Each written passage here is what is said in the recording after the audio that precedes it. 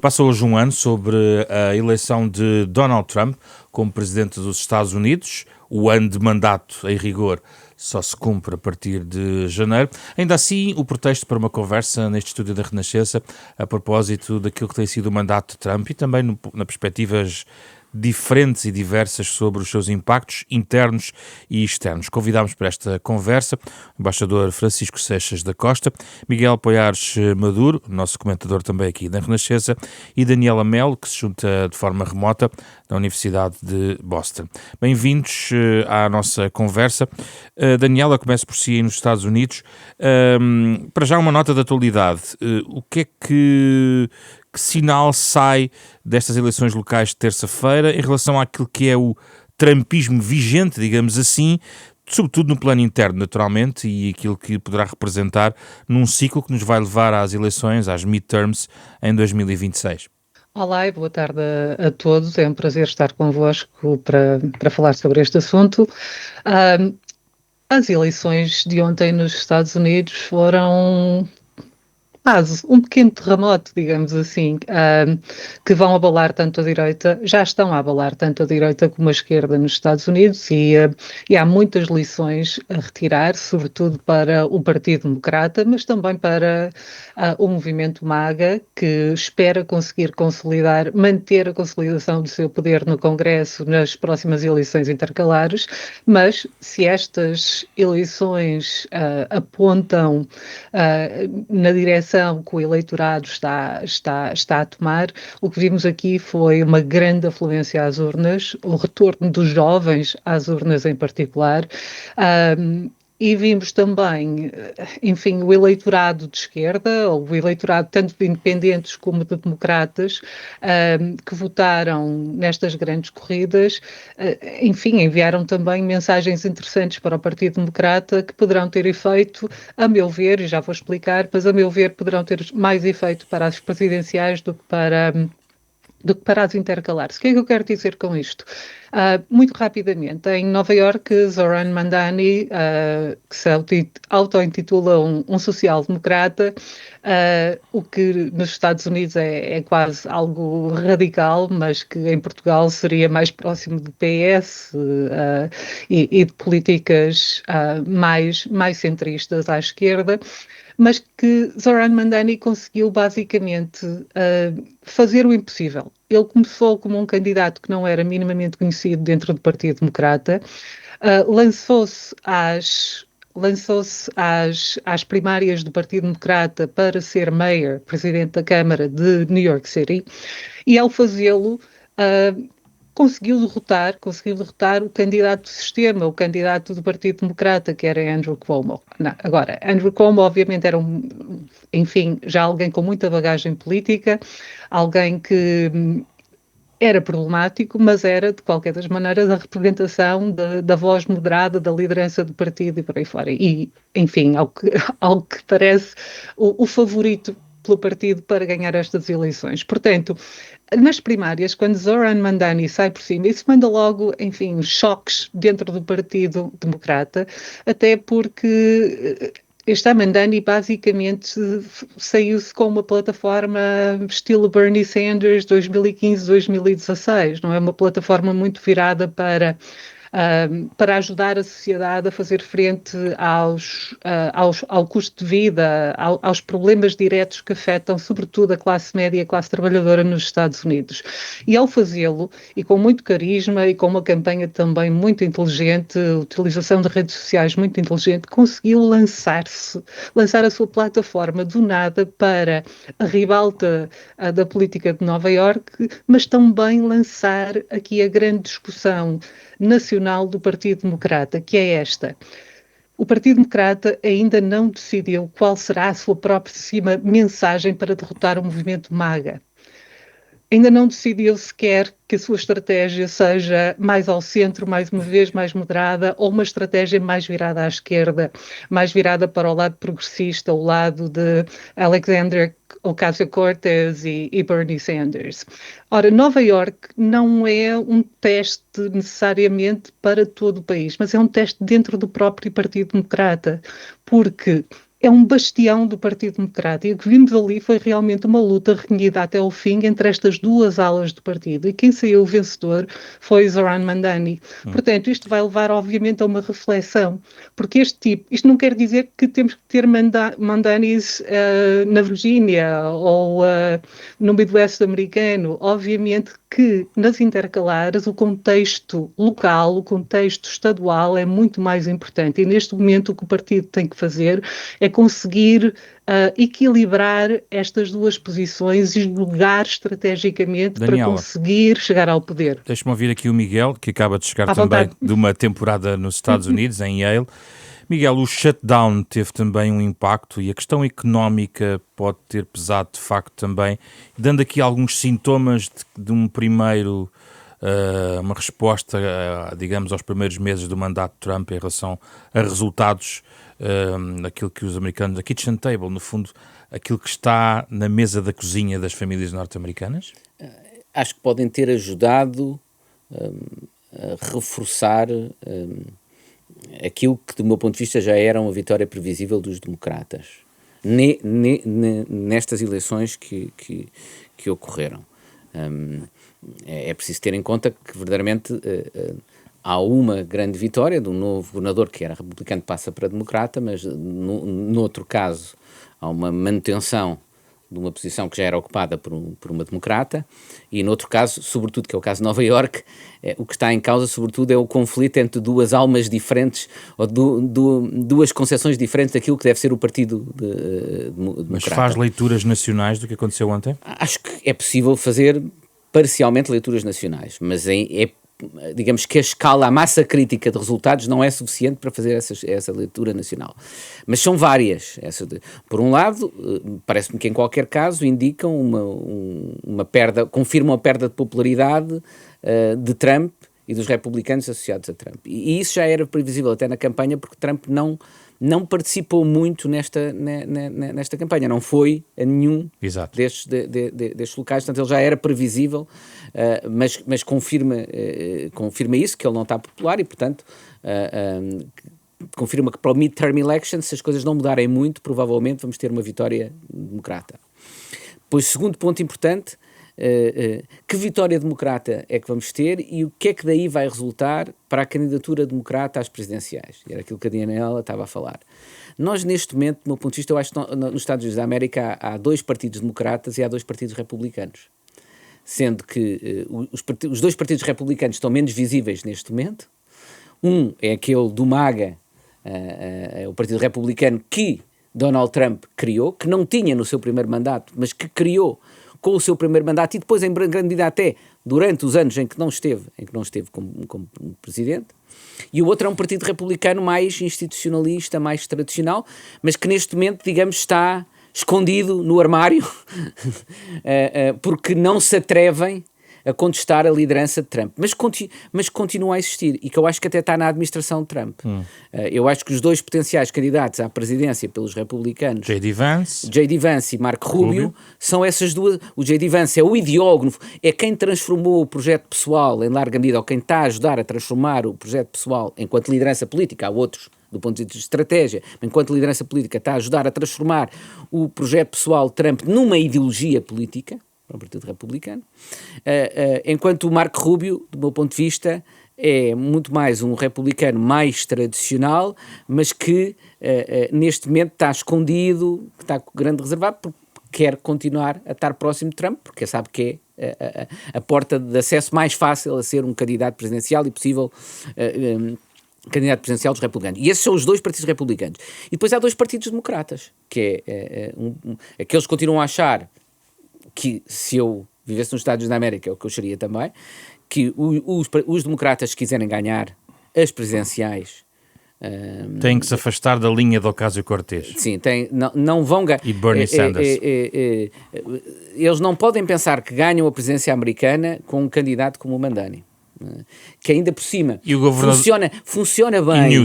Funciona bem no lado na esquerda do Partido Democrata, porque é uma esquerda mais intelectual, mas que os republicanos basicamente transformariam facilmente num candidato de elites, porque Mandani é alguém que vem das elites. Se é alguém que vem das elites, é Mandani. Já agora? Newsom é um bocadinho um candidato muito mais centrista. Mas provavelmente todos aqueles do Partido Democrata até agora, se calhar é aquele que pode fazer melhor a ponte entre a esquerda democrata e o centro democrata, e provavelmente eles vão ter de fazer isso.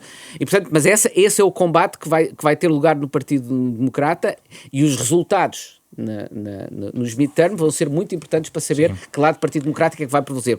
E depois o terceiro ponto, que é a terceira leitura nacional, que é importante, também tem a ver com a Califórnia, que é a aprovação pelos eleitores da Califórnia da lei que permite a redefinição dos círculos eleitorais, do meu ponto de vista, conduzindo uma manipulação, neste caso favorável aos democratas, mas que no fundo corresponde a uma resposta dos democratas ao que os republicanos fizeram no Texas. Eu acho que quer o que os republicanos fizeram no Texas, quer o que os democratas fizeram agora na Califórnia, é extraordinariamente prejudicial para a democracia americana. Vai levar a maior polarização, e é uma manipulação do sistema democrático que os dois partidos estão a fazer. Vamos ver se o Supremo Tribunal finalmente vai intervir e estabelecer algum limite a isso, ou provavelmente vai continuar nesta matéria a dar margem aos Estados, mas isso, do ponto de vista da democracia americana, é prejudicial. Peço ao embaixador Sérgio Costa que entre agora na conversa. Eu tinha tentado despistar a questão económica como alguma base. Ela marcou muito aquela questão que transitou de Biden para Trump, a questão da inflação, e agora se eventualmente poderia também haver aqui já um resquício de uma insatisfação do plano económico com Trump. Mas qual é a sua leitura? A minha leitura é que a questão nova-iorquina tem que ser, eu não digo isolada, mas de certa maneira percebida no seu próprio contexto. Estamos a falar de um eleitorado diferente, estamos a falar da emergência de um eleitorado jovem, entusiasmado, que inclusivamente foi buscar pessoas a casa que normalmente não votavam. Há uma agenda de natureza económica aqui, de uma atenção às pessoas com mais dificuldade, tendo em conta o aumento do custo de vida, tendo em conta o problema das rendas, tendo em conta aquilo que são as promessas eventualmente difíceis de concretizar em matéria de transportes gratuitos em Nova Iorque ou de apoio às crianças nos infantários. Há aqui um conjunto de medidas que são interessantes sob o ponto de vista de uma agenda de resposta direta às preocupações das pessoas, mas que seguramente podem fazer parte e vir a fazer parte de uma espécie de um património teórico por parte dos democratas para o futuro. Mas não me parece que devamos pensar, aliás, julgo que quer o Miguel, quer a Daniela foram muito claros em relação a isso, que um candidato como Zoran Mandani tem hipóteses, digamos, de vir a marcar o futuro do Partido Democrático. Porque é assim, se acaso tiver, e se acaso o Partido Democrático se deixasse seduzir por este tipo de linguagem, eu sei que isto não agrada a muita gente da esquerda em Portugal, muito provavelmente o Partido Democrático estaria condenado a perder as próximas eleições, e em particular as midterm elections, porque onde se vai jogar muito mais do que as pessoas pensam, porque as midterm elections pode ser um travão àquilo que é o processo Trump ou Vance a seguir, ou Rubio, e as midterm elections, se o Partido Democrático conseguir ganhar na Câmara dos Representantes um travão a essa evolução, pode de facto, digamos, pôr em risco o trumpismo e o futuro do trumpismo. E por isso mesmo, muito provavelmente, a possibilidade de se vir a criar uma candidatura democrática com algum sucesso no futuro passará por setores mais moderados do Partido Democrático. Não vale a pena sobre isto, e espero que não passe pelo renascimento de Kamala Harris, porque seria um suicídio. Ela diz que está por aí.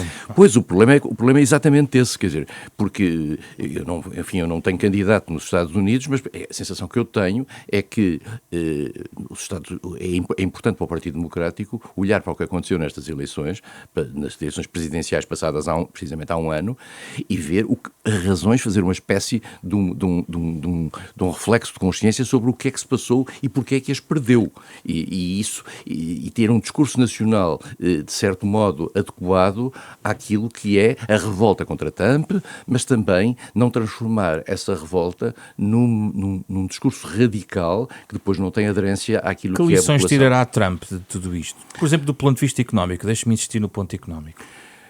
Eu acho que, em primeiro lugar, Trump já teve consciência, como aliás se viu naquilo que ele pôs nas redes sociais, de que o shutdown teve um impacto nisto. Ele depois diz que o facto do seu nome não estar lá também teve esse impacto, e se calhar teve, mas o shutdown teve importância, o que significa, portanto, que há fatores que muito rapidamente podem mudar ou condicionar a opinião dos votantes em função dos seus próprios interesses e em função de uma administração que não lhes responde a esses mesmos interesses. E nós temos que perceber uma coisa: Trump tem mais um ano à sua frente para criar condições, em particular para os candidatos que se reivindicam da sua herança política, para criar condições para ganhar a Câmara dos Representantes.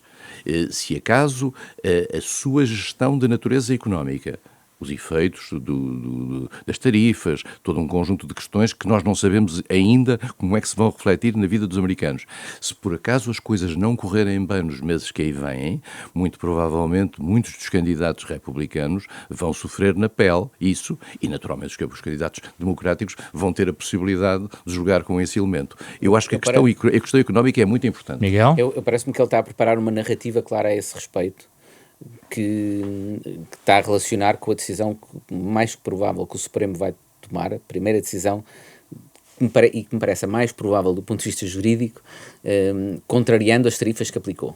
É muito, mesmo os originalistas e vários deles, neste momento a interpretação da Constituição pelo Supremo americano é muito dominada por uma teoria da interpretação da Constituição que se chama originalismo, muito dominante nos republicanos e dominante na maioria do Supremo, e mesmo os autores originalistas republicanos dizem que é muito dificilmente compatível com a Constituição aquilo que o Trump fez em matéria de tarifas.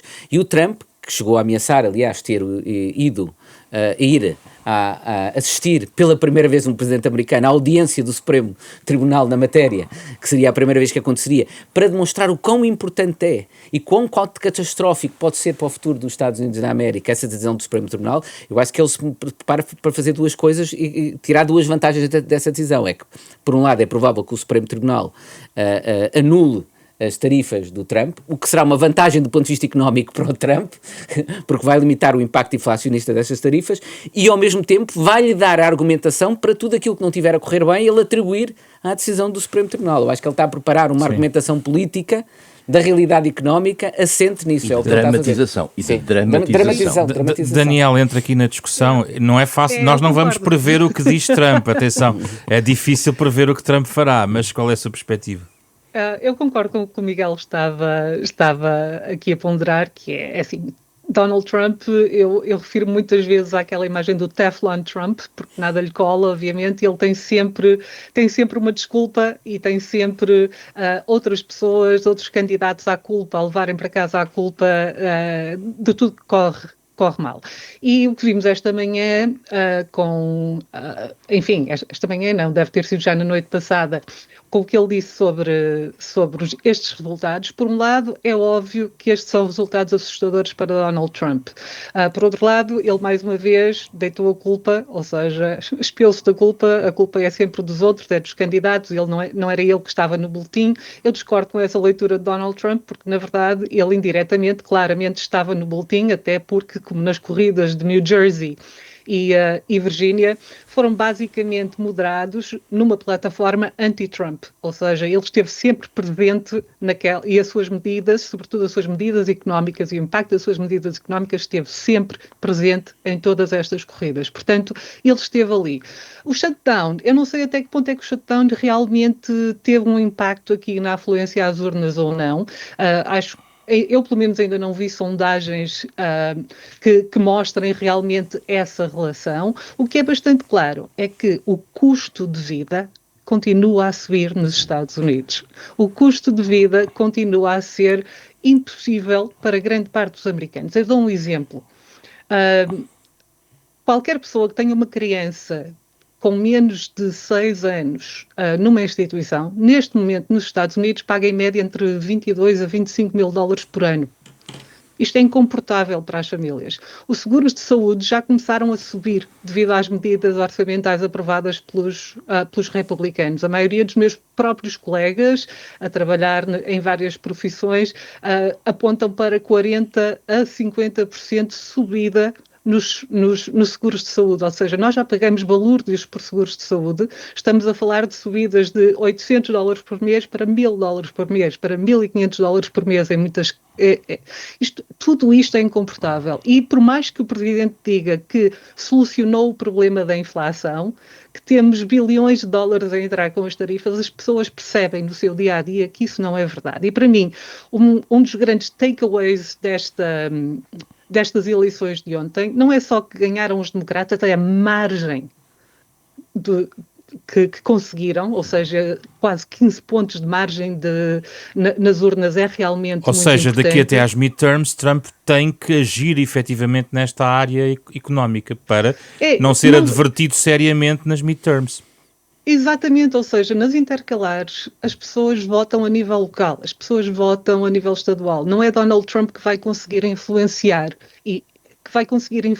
o voto a nível local para o Congresso. Portanto, todo o Partido Republicano também tem que aprender uma lição do que se passou aqui. Obviamente não podemos exagerar que ainda há um ano, muita água a correr, mas há aqui uma lição para ambos os lados e a economia está mal. As pessoas não conseguem chegar até ao fim do mês. E isto será, com certeza, o fator mais importante na definição de quem ganhará o Congresso daqui a um ano. Miguel, gostava de introduzir aqui a questão do teste à democracia e às instituições americanas, os famosos checks and balances. Visto aqui da Europa, durante este ano, perguntávamos e no mundo de Trump, onde é que está o resto da América, da sociedade civil americana, da saúde da democracia? Miguel dá aulas sobre isso, está fresco na sua memória. O que é que nos tem a partilhar sobre isto? Só um primeiro ponto para complementar a discussão anterior, porque eu acho que vai ser algo interessante a ver nos próximos dias. Se alguns republicanos, em particular aqueles cujo lugar esteja mais a risco, vão alterar a posição e vão demonstrar maior disponibilidade para fazer um acordo com os democratas de forma a ultrapassar o shutdown. Vai ser interessante ver se isso vai acontecer e, portanto, se estas eleições já vão criar uma dinâmica diferente, porque, como dizia a Daniela, muitos destes republicanos estão a risco e, portanto, têm de pensar que não podem continuar a seguir de uma forma tão dogmática a linha de Trump. Democracia. Sobre a democracia, infelizmente, devo dizer, para quem como eu é um fã dos Estados Unidos da América, as políticas, Trump tem adotado uma série de políticas, algumas delas talvez mais performativas do que concretas, mas a dimensão performativa em si mesmo tem um impacto, que são políticas clássicas de deriva proto-autoritária.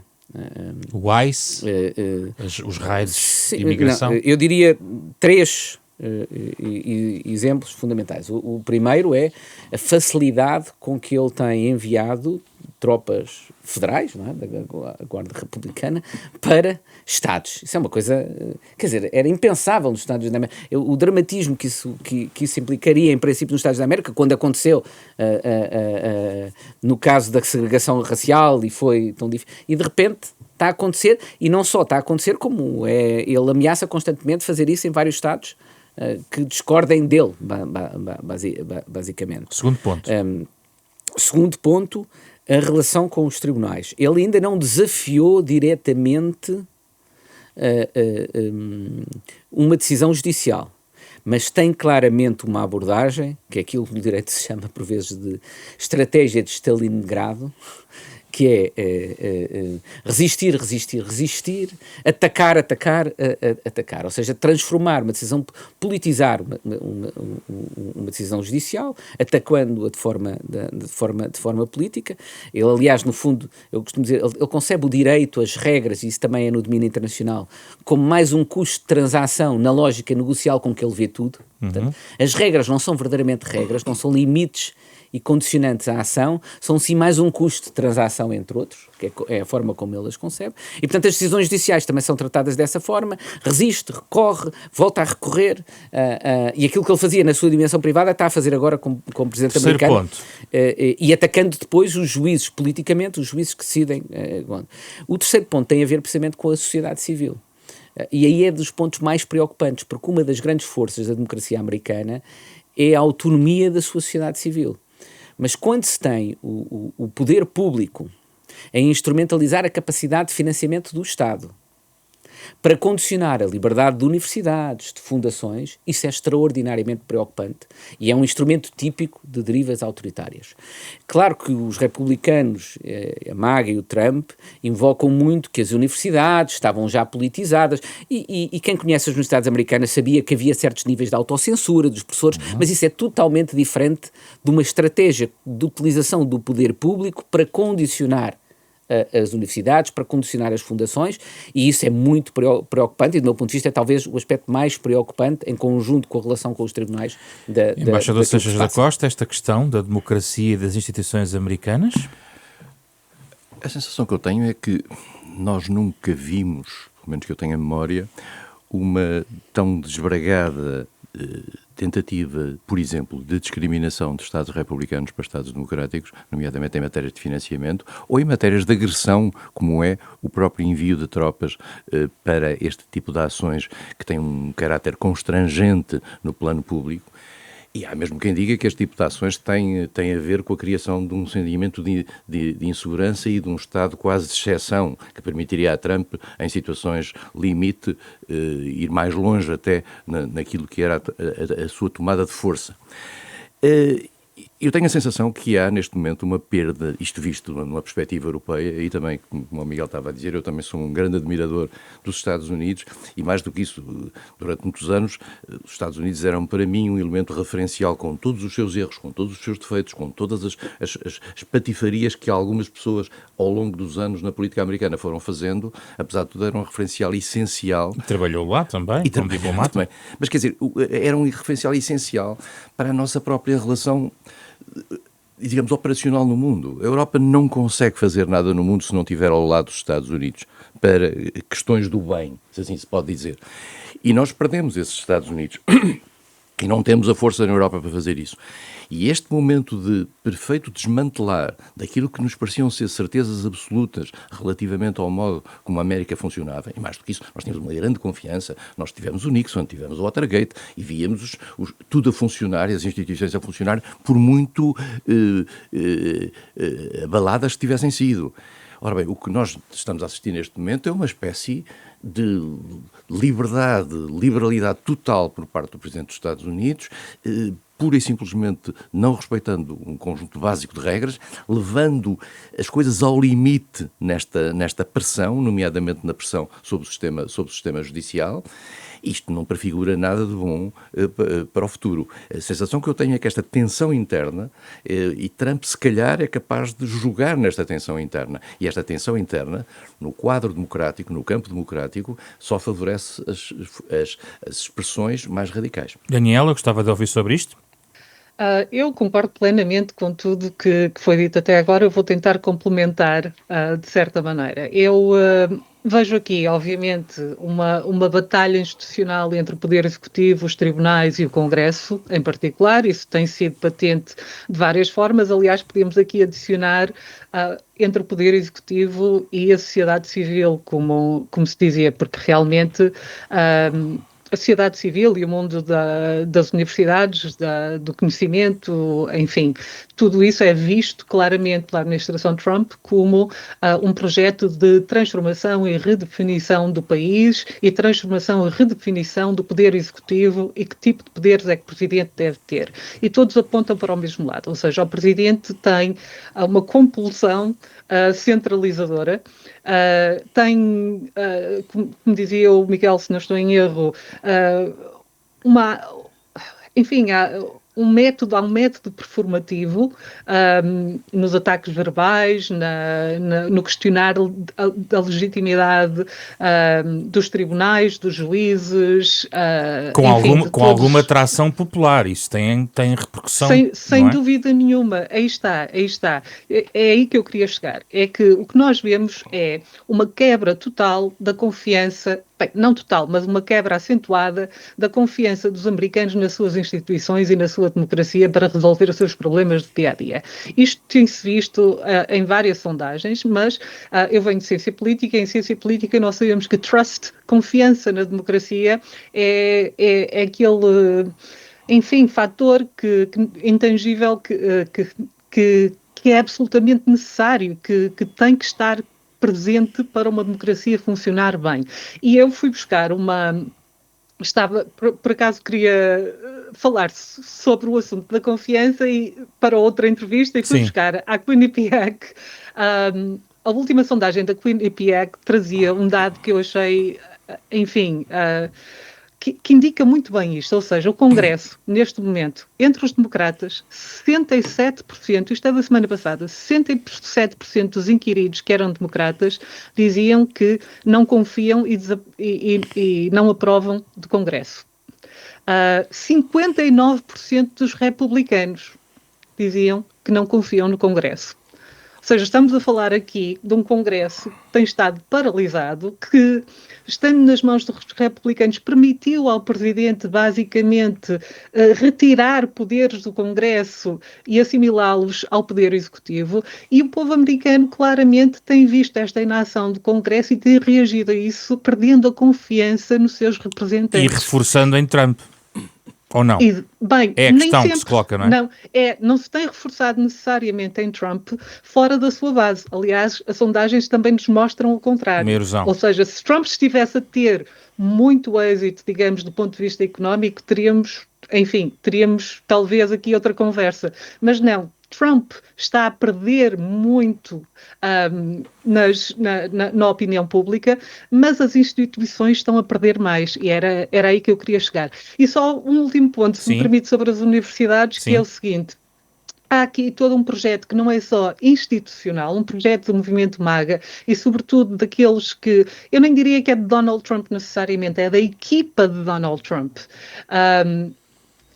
que tem trabalhado enfim, muito bem, tem trabalhado bem para atingir os seus objetivos, mas há aqui todo um projeto político e um projeto cultural. E esse projeto de mudança e de transformação cultural do país passa pelas universidades, passa pelas instituições que criam o conhecimento. E por isso também temos visto este ataque, esta politização e instrumentalização dos fundos federais para atacar as principais universidades do país e para forçá-las a mudarem o seu currículo, para forçá-las a diversificarem. Quando digo diversificar, enfim, é uma palavra tabu, mas na verdade é isso. Tabu para a direita, para o movimento MAGA, mas é isso que o movimento MAGA está a tentar fazer. Basicamente, obrigar as universidades a ter mais vozes conservadoras. Eu por acaso... Eu estou de acordo com isso. Eu acho que quanto mais diversidade se saber, muito bem, mas na verdade o que não posso concordar é uma administração chegar a uma universidade como a Harvard e dizer: deem-me listas dos vossos professores, queremos saber se eles são ativistas políticos e queremos ver o que é que eles ensinam no currículo. Estamos realmente aqui a falar de um abuso de poder. Nós vamos fechar com a questão da vertente externa. Não sei se aqui neste painel tem num minuto querem deixar mais alguma nota adicional sobre isto, Miguel? Precisamente sobre este último ponto, Daniela. Eu acho que é perfeitamente legítimo para uma administração americana querer ter uma política tarifas. Eu não acho que seja uma política económica mais inteligente, mas acho que é legítimo para eles decidirem. Quer ter uma política de restrição da imigração. Eu também não acho que seja o mais inteligente. Aliás, mesmo em Portugal tenho discutido sobre isso relativamente ao meu partido, mas acho que é legítimo terem. E até acho legítimo também, como dizia a Daniela, que a direita conservadora americana entenda que as universidades não são suficientemente pluralistas nas vozes. Agora, o que não é legítimo e o que é preocupante é a utilização da força da autoridade do Estado para impor isso, ou o desrespeito das decisões dos tribunais e do princípio da separação de poderes. Esse é que é o aspecto preocupante. Tudo o resto eu posso discordar politicamente, mas acharia legítimo, com base no mandato eleitoral de Trump, que ele tentasse defender isso, mas que o faça desrespeitando os tribunais, retirando poder aos congressos e violando a autonomia científica e das universidades e a liberdade científica. Isso é que, do meu ponto de vista, é muito prejudicial. O último segmento da nossa conversa é sobre a vertente externa. Começa aqui, professor embaixador. Tivemos aqui estes meses todos de tensão, a relação com a Europa, também a ida e a tentativa de algum entendimento, a questão com a China também, o encontro no Alasca com Putin. O que é que retira destes meses de Trump, deste ponto de vista, e se teme o agravamento, porque só passou um ano, não é? Sim, em primeiro lugar, eu não sei se esta política ela tem um caráter errático, mas não podemos ter a pretensão de dizer que por trás deste caráter errático há uma filosofia e uma estratégia. Eu creio que há, apesar de tudo, alguma navegação à vista. Navegação à vista que é possível ser feita por um país como os Estados Unidos e que não poderia ser feita por outro país. Isto é, tendo em conta a força que os Estados Unidos têm e a capacidade e o peso que qualquer decisão americana tem no quadro global e, portanto, os americanos podem-se dar a este luxo. Um outro país não se poderia dar a este luxo. Mas há aqui uma navegação à vista. A questão da Ucrânia é claramente uma navegação à vista. Eu já não diria que a questão da China, ou seja, há um teste que está a ser feito claramente por Trump na sua própria relação com a China. Na relação com a Rússia, o que há é uma espécie de esgotamento desta fé que Trump tinha na sua conversa com os grandes líderes, com os líderes mais poderosos. E Trump achava que havia alguma simplificação possível para a resolução da questão ucraniana. Ao ter percebido que a questão ucraniana tem várias dimensões e, em particular, tem uma dimensão que não é despicienda para os Estados Unidos, que é os interesses dos Estados Unidos no ponto de vista económico, Trump encontrou uma solução. E a solução é retirar-se, digamos, da própria resolução política da questão, mantendo embora um diálogo crítico com Moscovo, mas, ao mesmo tempo, fazendo os europeus pagar a defesa que dão à Ucrânia e pagá-la comprando material americano. Decidiu passar para o banco de trás do carro? É um backseat driver, de facto, é verdade, quer dizer, mas ao mesmo tempo, eu acho que Trump, a certa altura, pressentiu que não podia ser indiferente, que não lhe podia ser indiferente os interesses económicos americanos que ali estavam. E de natureza, e isso tem a ver com energia, tem a ver com o material militar, etc. Agora, ele quer entregar, fazer uma espécie de subcontratação da questão Ucrânia para a Europa, a que ele chama NATO. Ele, aliás, ele fala muitas vezes da NATO como se fosse uma coisa diferente dos Estados Unidos, quer dizer, esquecendo que os Estados Unidos têm o comando militar da NATO. Ele diz, a NATO paga isto e compra-nos a nós. E, portanto, este tipo de linguagem traduz uma espécie de uma hierarquização de prioridades que ele está a fazer. E essa hierarquização de prioridades é concentrar-se na questão chinesa, porque é importante, e tentar, digamos, mais ou menos manter a questão europeia, de certo modo, controlada e paga pelos europeus. E centrada nessa questão militar, sobretudo. E centrada na questão militar. Porque ele já percebeu que, a certa altura, acaba por ser, de certo modo, humilhante para Trump aquilo que tem sido o seu diálogo errático com Vladimir Putin. Porque ele já percebeu que a Rússia não passa de determinados limites e não faz compromissos extremamente simples. Temos que perceber uma coisa, a Rússia é um país que gastou já, sei lá, quase 1 milhão de pessoas, entre mortos e feridos, numa guerra daquelas. E, portanto, o preço para um compromisso tem que ser um preço altamente elevado para o saldo da vantagem russa. E por isso mesmo Trump já deve ter percebido que a Rússia tão cedo não chega aí. Bem, então, dizendo assim, então vale a pena manter isto enlumbrando, os europeus que vão pagando, entretanto há um desgaste objetivo da economia russa e muito provavelmente a Rússia vai ter que absorver esse mesmo desgaste e eu saio daqui, neste quadro. Daniela, como é que vê a questão da vertente externa da administração Trump ao fim destes meses, quase 1 ano de mandato? Eu concordo no essencial com a análise que o embaixador acabou de nos oferecer. Enfim, se calhar falava um pouco sobre as atitudes de Donald Trump para com a lei internacional, que acho que tem sido, enfim, algo realmente transformador também na arena internacional. Ou seja, o que é que eu me refiro? Estejamos a falar na Ásia, estejamos a falar na Europa ou agora nesta questão com a Venezuela, por exemplo, em que estamos, enfim, a caminhar lentamente ou rapidamente para um confronto mais sério.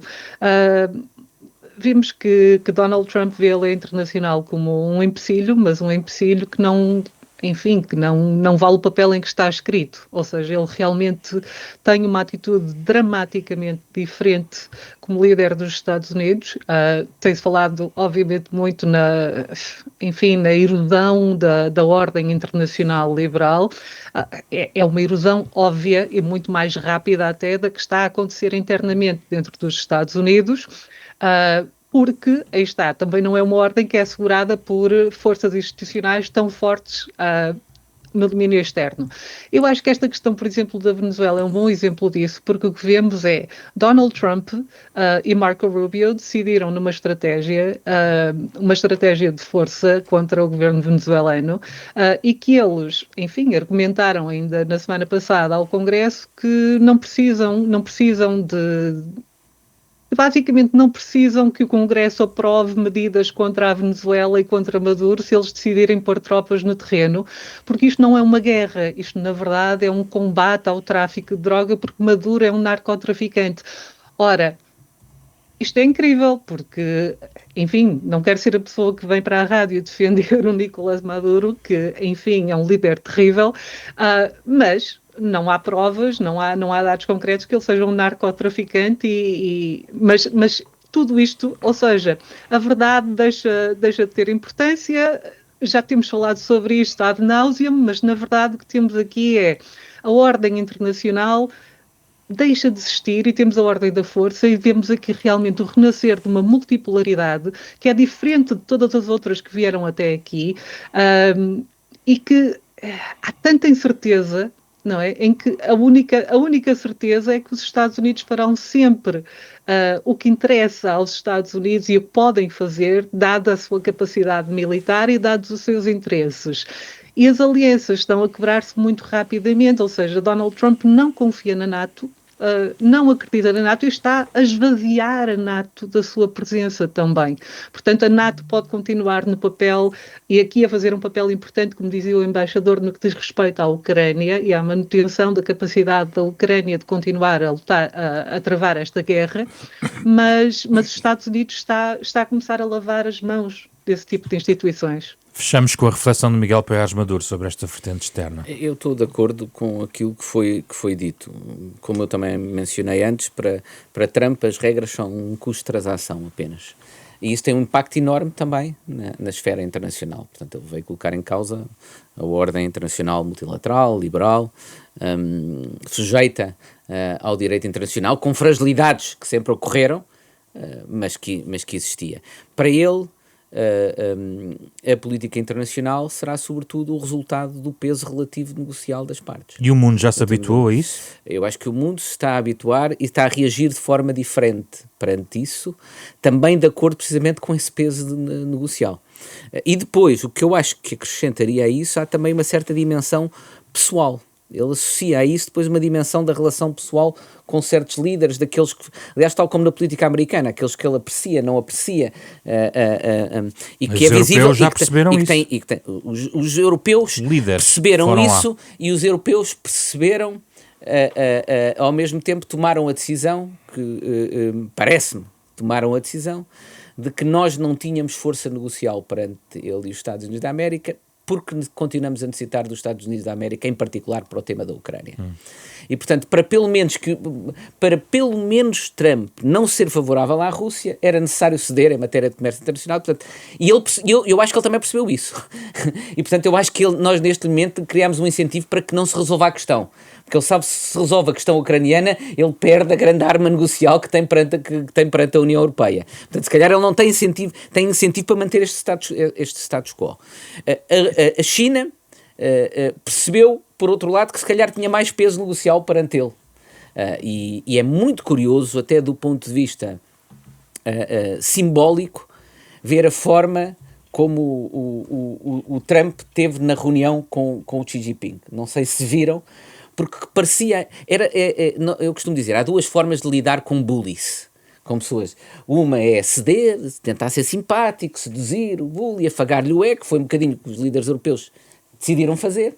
A outra é fazer força. E o que nós víamos é o Xi Jinping a segunda posição, porque era o Trump a tentar ser simpático, fazer uma piada e ele a permanecer impassível, para passar a imagem ainda por cima para o povo chinês, que era o Trump que o estava a tentar seduzir a ele e ele impassível perante isso. Com aquele esgajo geocôndico, com que ele consegue diplomaticamente esconder aquilo que pensa. É extraordinário. Bom diplomata, ele que está a dizer que ele é um bom diplomata? Acho que sim, porque a certa altura há uma espécie de cara de póquer que é preciso pôr nestas questões. E acho que o Xi Jinping fala de uma forma muito hábil. Eu acho que para Trump não foi nada fácil e não foi uma derrota política.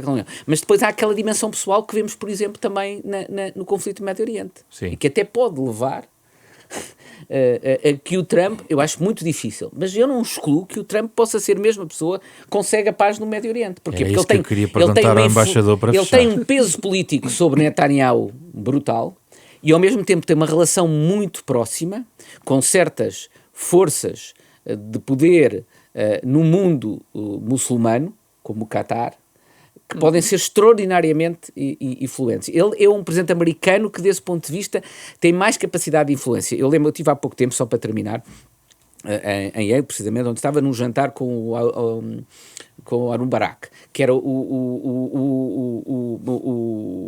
uma das pessoas que participou, o ex-presidente do Supremo israelita, e que foi um dos principais nos acordos de paz do Egito, e que redigiu.